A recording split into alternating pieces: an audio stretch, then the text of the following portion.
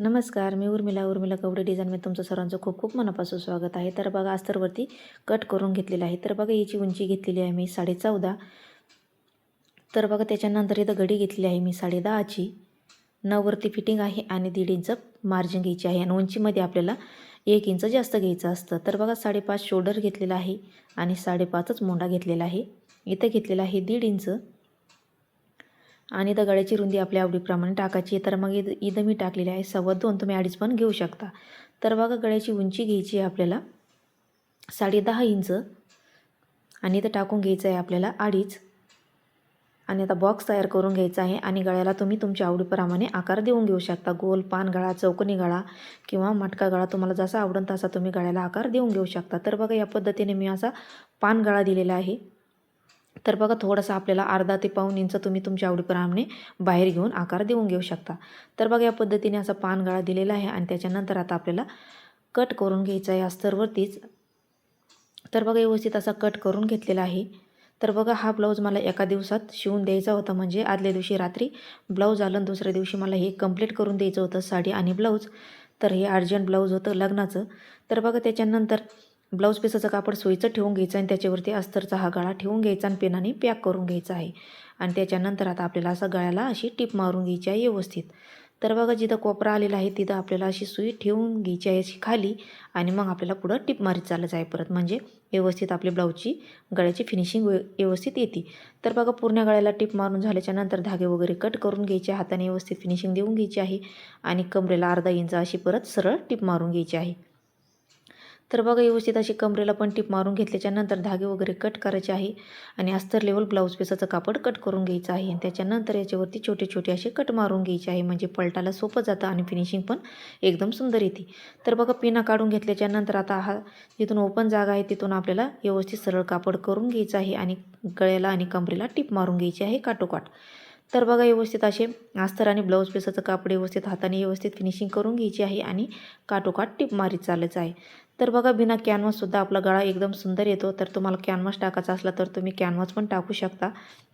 तरी पण हे बघा एकदम बिना कॅनव्हाससुद्धा एकदम सुंदर असा आपला गळा रेडी झालेला आहे. तर बघा पूर्ण गळ्याला टिप मारून झाल्याच्या नंतर धागे वगैरे कट करायचे आणि हाताने व्यवस्थित फिनिशिंग देऊन घ्यायची आहे आणि कमरेला पण आपल्याला टिप मारून घ्यायची आहे काठोकाठ.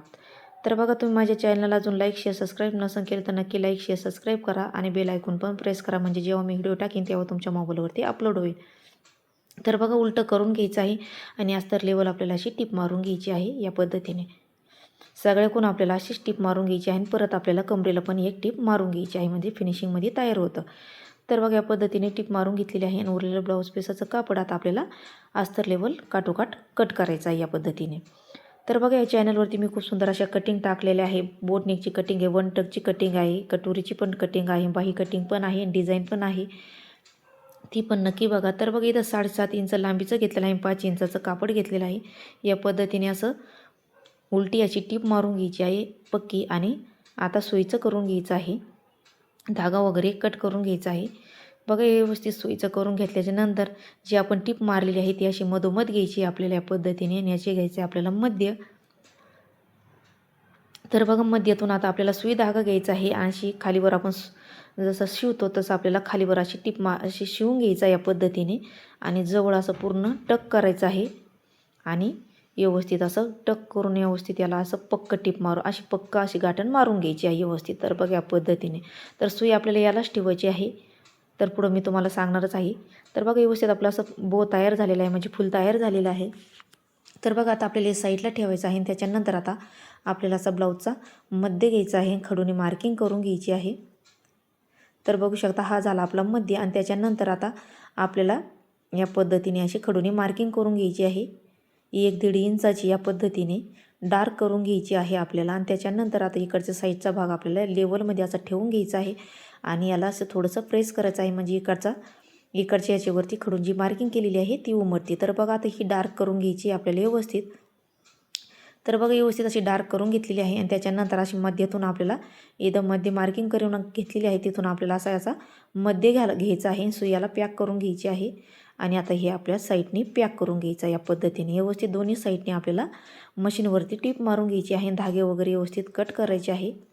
तर बघा दोन्ही साईडने आपल्याला सेम तसंच पॅक करून घ्यायचं आहे ते व्यवस्थित. तर बघा अगदी सोपी पद्धतीत मी सांगत असते, तर नक्की तुम्ही बघत जा. मी एकदम सोप्या पद्धतीत तुम्हाला समजून या पद्धतीने सांगत असते. तर बघा टीप मारून झाल्याच्या नंतर असं व्यवस्थित आता आपल्याला हे बाकीचं कापड कट करून घ्यायचं आहे या पद्धतीने. तर बघा कापड कट करून घेतल्याच्या नंतर तुमच्या आवडीप्रमाणे तुम्ही लेस लावून घेऊ शकता.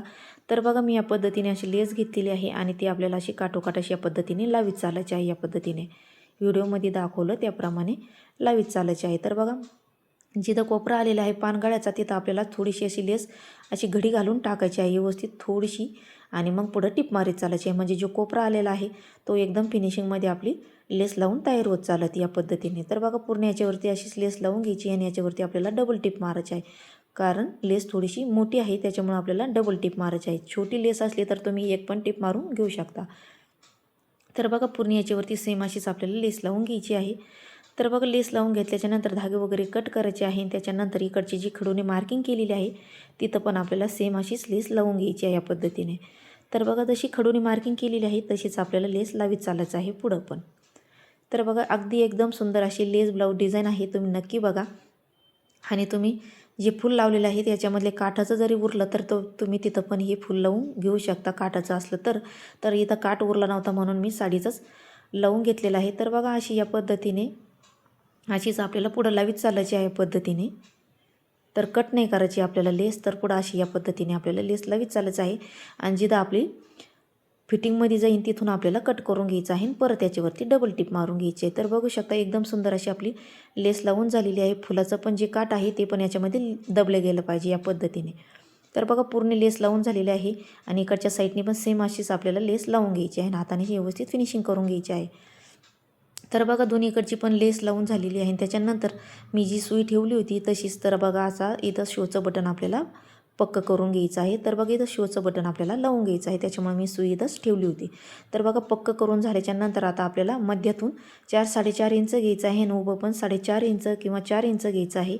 आणि अशी तिरकी टीप आपल्याला पक्की मारून घ्यायची आहे आणि खालून अर्धा इंच अशी घ्यायची आहे. पक्की टीप मारून घ्यायची, धागे वगैरे कट करायचे आहे. तर हे झाले आपले पाठीमागचे टक्स तयार. तर बघा दोन्हीकडचे पण मारून झालेले हाताने व्यवस्थित फिनिशिंग करून घ्यायची आहे. तर बघा आता नंतर आपलं पूर्ण ब्लाऊज रेडी झालेलं आहे. तर आता आपल्याला जे नॉट लावून घेतलेले आहे ते पण नॉट लावून घ्यायचे 2.5 इंचावरती आणि पूर्ण ब्लाऊज आपण रेडी करून घेणार आहोत. तर बघा पूर्ण ब्लाऊज रेडी करून झाल्याच्या नंतर एकदम सुंदर असं आपलं कटोरी ब्लाऊज रेडी झालेलं आहे. तर बघू शकता